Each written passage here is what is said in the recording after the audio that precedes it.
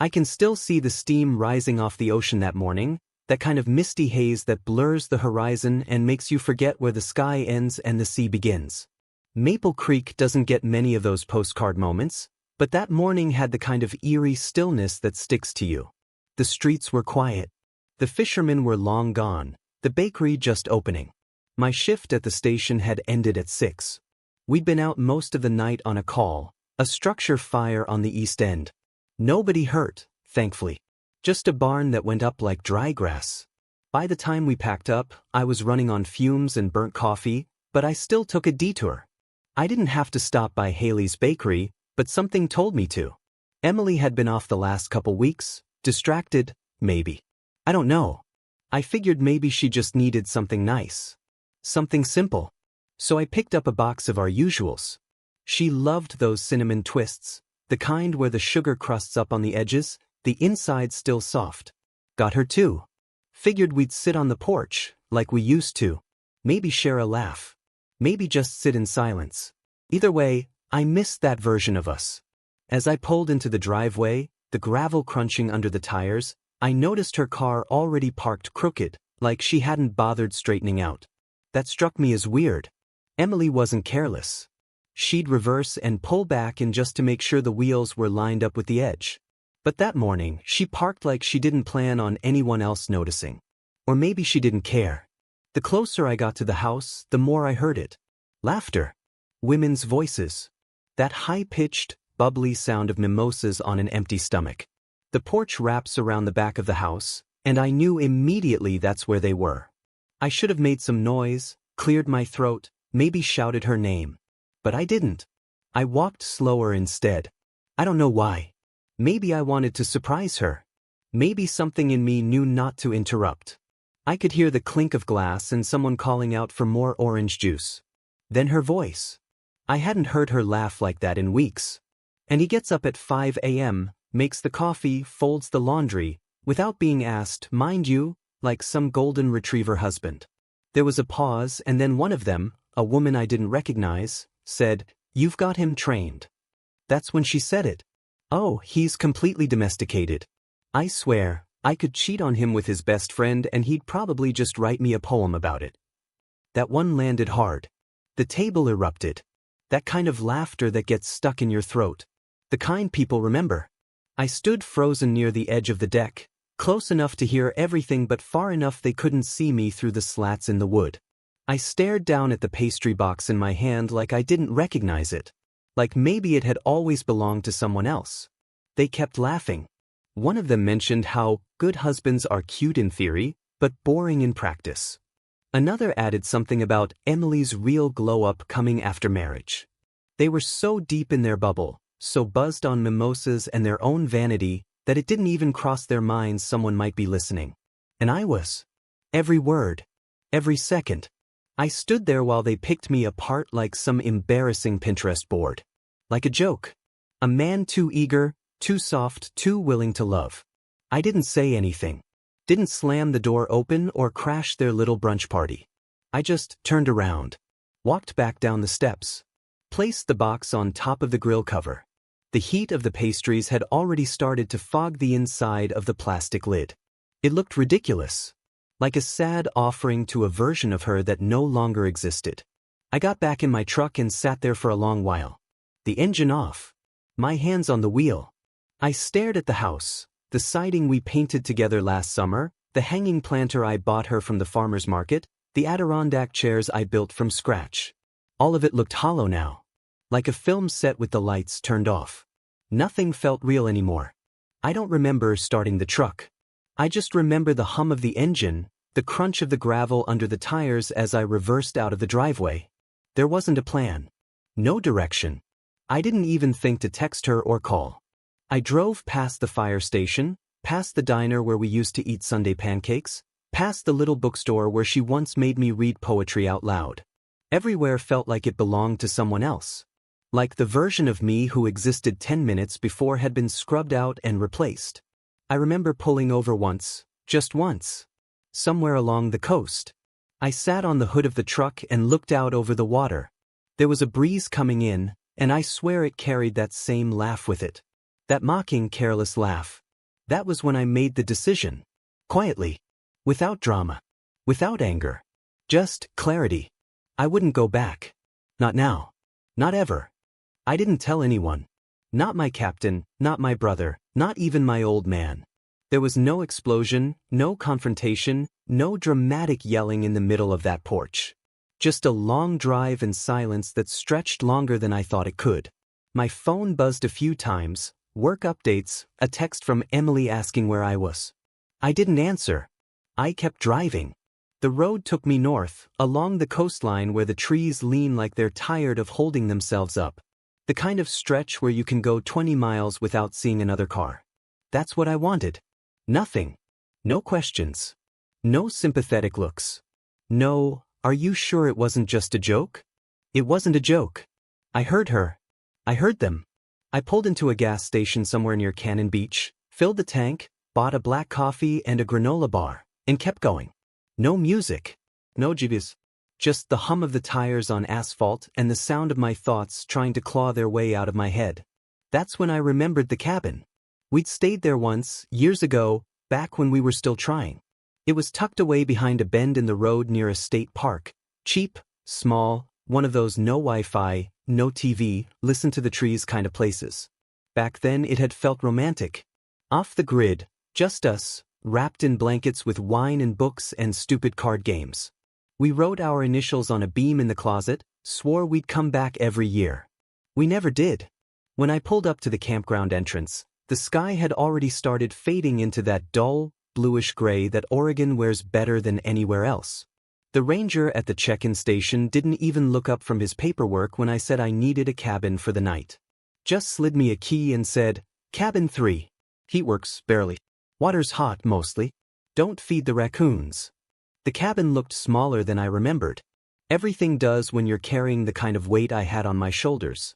The porch sagged a little more, and the front door stuck just enough that I had to shoulder it open.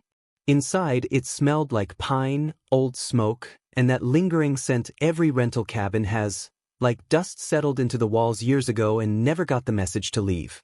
I dropped my bag, just the stuff from the truck, nothing more, onto the bed and sat down hard. The mattress creaked, but it held. It wasn't pain I felt. Not really. It was emptiness. Like someone had reached into my chest and scooped everything out, left the shell behind. But instead of panic, there was a strange sense of peace. I didn't cry. I didn't punch the wall or scream into a pillow. I just sat there listening to the silence. And in that stillness, something settled. I wasn't going back. There was nothing dramatic about the realization. No epic swell of music, no flash of memories. Just a quiet, internal agreement. I didn't belong in that life anymore. Not with someone who laughed at me behind my back. Not with people who toasted to my loyalty like it was a punchline. I got up, turned on the tap in the little bathroom sink, and splashed cold water on my face. The mirror above the sink was cracked in the corner, but I looked into it anyway. My eyes were red. Not from crying, just from being tired. Tired in a way that didn't come from running into burning buildings or pulling night shifts. Tired in a way that lives deep in your bones. I checked my phone, 6 missed calls, all from her. A couple texts. "Where are you? Are you okay? You're scaring me." I turned it off. That night, I sat outside on the porch with a blanket around my shoulders and watched the fog roll in. It crept through the trees like something alive, soft and quiet and untouchable. I used to think being alone like this would feel unbearable. But it didn't. It felt like freedom. Not the kind where you run away and start over. Not yet. This was the first breath after being underwater for too long. I didn't make plans. I didn't start plotting revenge or drafting long-winded texts she'd never read. I just sat there, letting the cold air settle into my lungs, one breath at a time. I slept better that night than I had in months. When morning came, it didn't bring dread. It brought something sharper. Determination. She didn't deserve a dramatic exit. She didn't even deserve a goodbye. But I wasn't going to disappear quietly.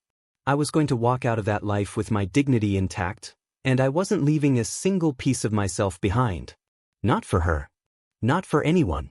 The morning after that first night in the cabin, I woke up with a kind of clarity I didn't expect. The usual weight that hung on my chest after a shift or a fight or one of those long silences at home, it wasn't there. In its place was this strange calm, like my mind had finally stopped pacing. The sun came in through the blinds, filtered through trees that hadn't changed in years. I made the worst cup of coffee I've ever tasted from one of those dusty single-cup brewers and sat on the porch again, sipping it slowly like it meant something. My phone was still off, shoved into the pocket of my jacket, and I felt no urge to turn it back on. This wasn't an escape anymore. This was a retreat. And now, I was going to do something I'd never allowed myself to do before, put myself first. The first step was finding a lawyer. Not the kind who shared a mailbox with my dentist or played poker with Emily's uncle. I needed someone who didn't know Maple Creek from a hole in the ground. I searched for firms in Portland, picked the third one on the list, and asked for an appointment. I used my middle name, Nathan, and set up a consultation for the following day. I didn't tell them much over the phone. Just that I was considering dissolving a long-term marriage, no children, shared home, shared business assets. They asked about infidelity. I said there was no hard proof but plenty of weight behind the words I'd heard. They didn't ask for more. They didn't need to.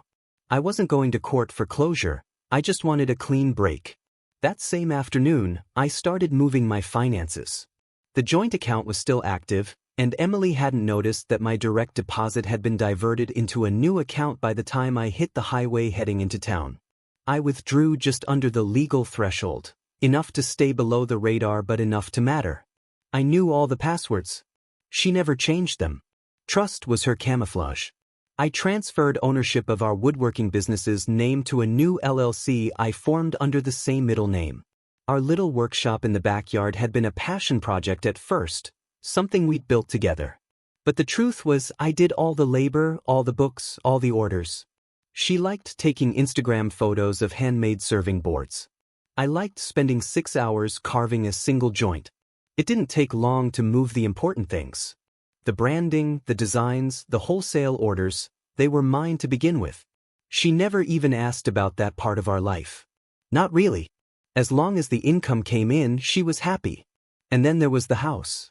I remembered something in passing from years ago. Her dad technically owned it. Bought it as a gift when we got married. Said it was an investment, a way to support the foundation. I thought it was generous at the time. Now I saw it as leverage. So I called him. I didn't expect him to answer. Didn't expect him to speak civilly. But he did. He listened as I explained that things had shifted. That Emily and I were no longer aligned. I asked if we could talk about the title and the lease, specifically, if he'd be willing to switch the rental documentation to my name so I could stay on the property short-term without legal gray areas. There was a long pause. And then he said something I'll never forget. I wondered when you'd finally open your eyes. I didn't know how to respond. Didn't even try. He agreed. Said he'd handle the paperwork and send it over by the end of the week. Told me, quietly, like he was ashamed, that he hadn't liked the way she talked about me the last time they spoke.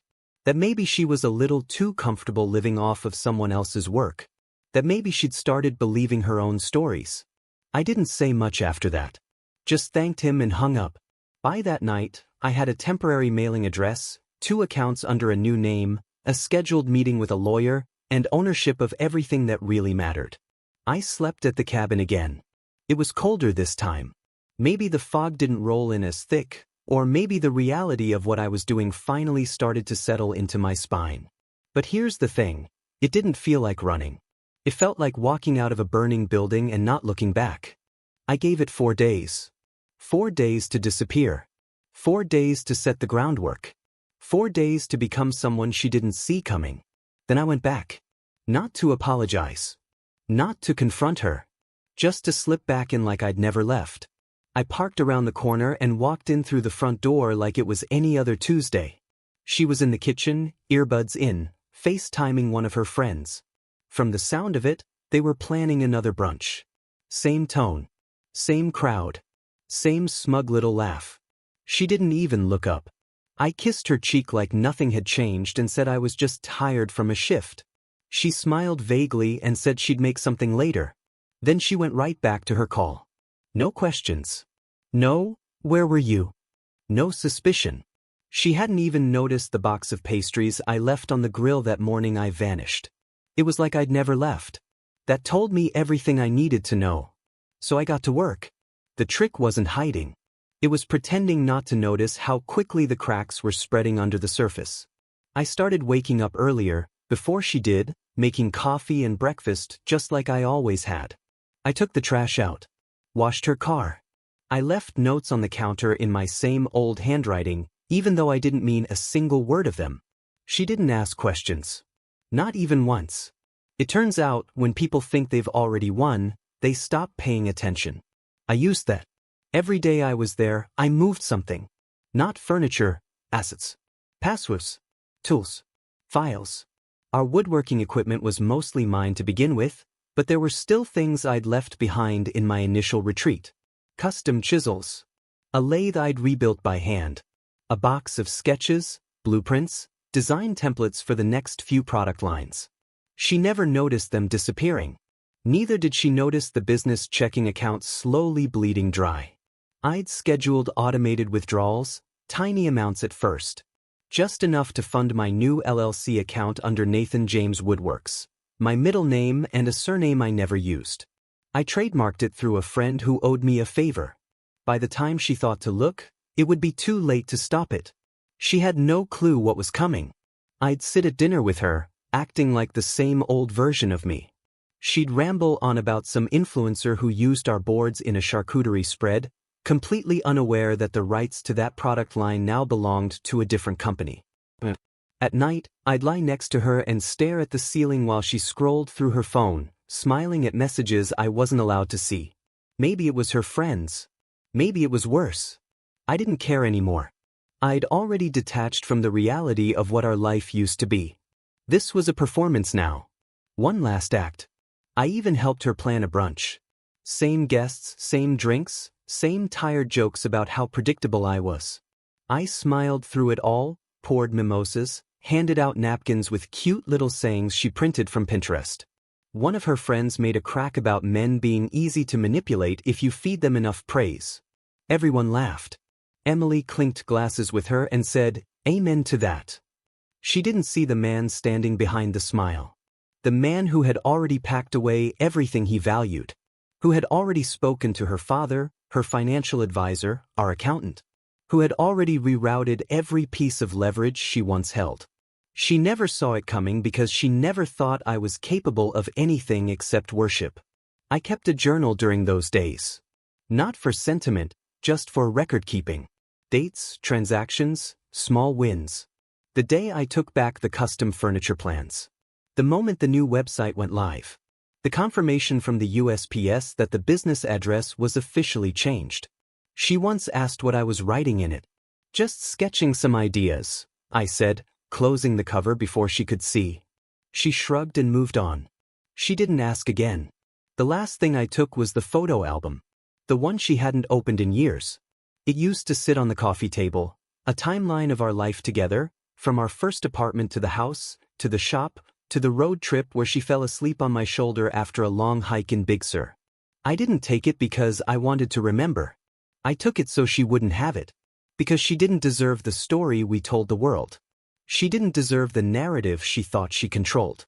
And I wasn't going to let her use it to soften the fall. She planned the brunch like it was a holiday. Same friends. Same playlist. Same fake laughter that echoed through the house like nails down a chalkboard. I could predict every word before she said it. What bottles they'd pop open, what jokes they'd make about their husbands, the smug little jabs that were meant to sound playful but carried a sharp edge. I played my role like I always did. Quiet, easygoing, the golden retriever, they joked about. I made pancakes, set the table, even went out to grab a bottle of peach schnapps because apparently one of them couldn't function without it. They barely noticed when I came back. I might as well have been invisible. That was the point. I moved through the morning like it was a funeral for a version of me that had already died. And then the moment came. It was like déjà vu. They were all seated around the table out on the back porch, champagne glasses half empty, lipstick smudges on the rims. Emily was holding court again, animated and loose, the queen of her own little kingdom. I stood just inside the kitchen, Out of sight but close enough to hear her deliver the line. Word for word. I swear, I could cheat on him with his best friend and he'd just write me a poem about it. Laughter. Louder than last time. She didn't just repeat the joke, she relished it. I didn't flinch. I didn't get angry. I walked calmly into the room, like I was bringing out more drinks, and placed a thick black folder right in the center of the table. It made a solid, deliberate thud. The room fell silent. Every head turned. Emily blinked up at me, confused at first. Then she looked down at the folder. "What's this?" she asked, laughing nervously. I didn't answer. I just met her eyes for the first time in weeks and said, "You might want to take a look." She opened it slowly, like she already knew something was off but didn't want to believe it. Inside were the signed divorce papers. Clean and official. Dated, filed, notarized. Behind them, printed bank records, every transfer, every new account under my middle name, every rerouted deposit she hadn't noticed. Then came the business documentation, LLC paperwork, trademarks, the change of address notices, the withdrawal confirmations. And last, in a separate sleeve, a small stack of screenshots. They weren't even from her phone. They were from her friends. The same women sitting at that table. Group chats she didn't know I'd seen. Conversations where they rolled their eyes at her behind her back. Called her reckless. Called her self-absorbed. Said things like, "She's playing house with that poor guy," and "Can't wait to see what happens when he finally wakes up." She looked up at them, mouth slightly open. No one said a word. One of them slowly set down her glass. Another looked away. And just like that, the air changed. I didn't say anything else. I didn't have to. Everything I wanted to say was right there in that folder. Every question she never answered. Every insult she thought I'd never hear. Every inch of ground she thought she controlled, now pulled out from under her. I turned and walked back into the house. Didn't even look back. Behind me, there was silence. Not even a whisper. I didn't wait to hear what she told them. Didn't wait to see who stayed and who quietly slipped out. I'd played the fool long enough. This wasn't about revenge. It wasn't even about justice. It was about truth. She'd spent so long curating a version of our life that made her look untouchable, confident, in control, the envy of her friends. But in the end, it didn't take a fight or a scandal to undo it. All it took was the truth. The real version of our marriage, stripped bare, written down, filed in black and white, dropped in front of the people who mattered most to her. Not because I wanted them to turn on her, but because I wanted her to feel what I had felt for months, exposed. I went upstairs, grabbed the last bag I'd packed days ago, and walked out the front door. I didn't slam it. I didn't yell. I just left it open behind me. By the time she stepped inside again, the locks would be changed, the accounts closed, the shop empty. And she would finally know what it felt like to be on the outside looking in. She called nonstop at first. Angry voicemails, begging ones, silence followed by sniffles. I didn't answer a single one. Her access to the accounts? Gone. The car she loved? Sold. Even her name was removed from everything that mattered. Her father didn't come to her rescue. He saw the truth too. She moved in with some aunt an hour out, trying to hold on to a life that no longer belonged to her. Friends? Gone. Screenshots reached me, group chats tearing her down, mocking her, exposing the lies she told about me. Turns out they were only loyal while the wine flowed and the money was hers. I found a used trailer by a quiet lake 2 towns over. Nothing fancy, just enough. I filled it with the tools I salvaged, real coffee and peace. No more curated Instagram-worthy life. Just wood shavings on the floor, long walks with no destination, and sleep that actually felt like rest. I reconnected with old friends, built furniture that would last, and let the silence heal what she'd left broken. I didn't need anyone's approval anymore. I wasn't angry. I wasn't bitter. I was free. Months later, I saw her. Cafe near my new shop. She looked older, less polished, more real. She walked up slowly. "Can we talk?" she asked. I didn't nod. Didn't speak. She talked anyway. Apologies, regrets, soft words about wanting to make things right. I let her finish. Then I stood up, paid for my coffee, and left her sitting there. No final blow. No big speech. Just silence. Because the real ending wasn't that day at brunch. It was the morning she called me a doormat. And 1 hour later, I disappeared.